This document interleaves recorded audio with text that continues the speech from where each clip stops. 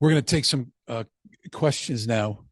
Um, I see that some questions came over the uh, the space, and I'm going to take them in the order that I received them.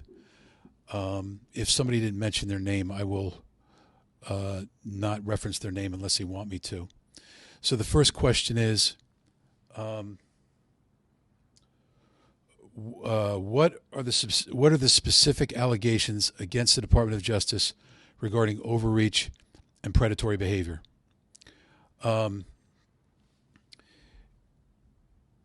uh, in my opinion, uh, again, I think that the Department of Justice can be it's mitigated.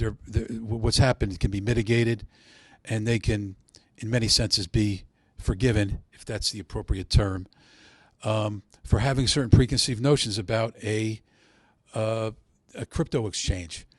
We see news recently about different crypto exchanges that have engaged in certain excesses.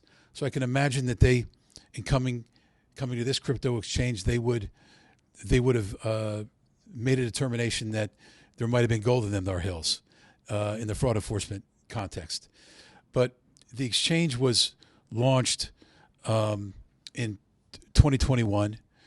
The first seizure was done in September of 2022, and the criminal case was filed, which swept it all into the criminal system, in I think March of this year.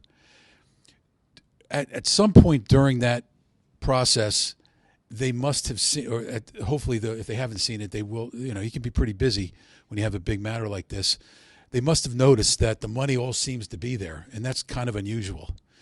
So when I say predatory behavior, what I'm talking about is I don't believe that had they had all the information, um, I'm not so sure they would have decided to go and shut down this exchange that, like I said, resulted in a seizure of $300 million and about, depending on when the start date is and end date is on how you count, $130 million.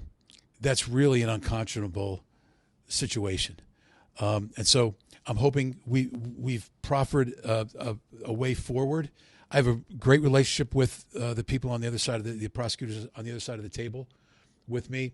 We spoke to them yesterday, and we started preliminarily discussing setting aside an antiseptic protected environment to share the necessary information so we can share who my clients are, who my customers are, what their account information is, and establish to the government's satisfaction that these guys aren't a part of their case.